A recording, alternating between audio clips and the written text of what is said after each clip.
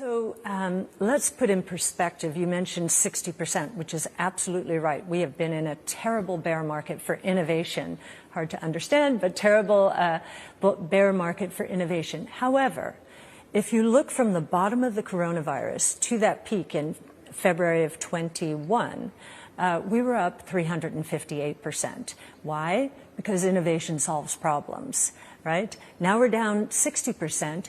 And we have a whole new set of problems, certainly coming out of Russia and Ukraine. If you look at our strategy over a 5-year period, look at the last 5 years, I'm not quite sure what the numbers are, but they are well above our minimum hurdle rate of return, which is 15% at a compound annual rate.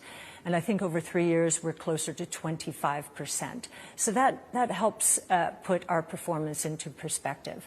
You know, this is a period, if you believe in innovation, and that innovation does solve problems. We had a preview of that after the COVID crisis, when our strategies in the span of a month, many of the stocks were taken down 75% because either they were burning cash or they had low cash cushions. But guess what? Those were the genomics companies that were going to get us out of the coronavirus.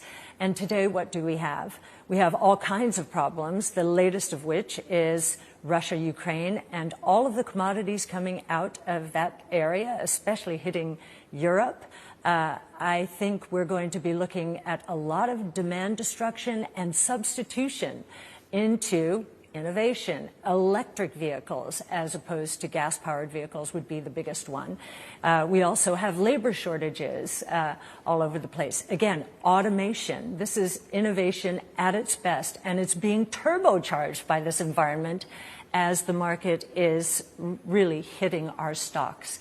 So I think if you were to look at the next 5 years, and if you were to give us that 5-year investment time horizon, we are the closest you'll find to a venture capital fund in the public equity markets. If you were to give us that 5 years, given our expectations for growth in these new technologies, I think we're going to see some spectacular returns.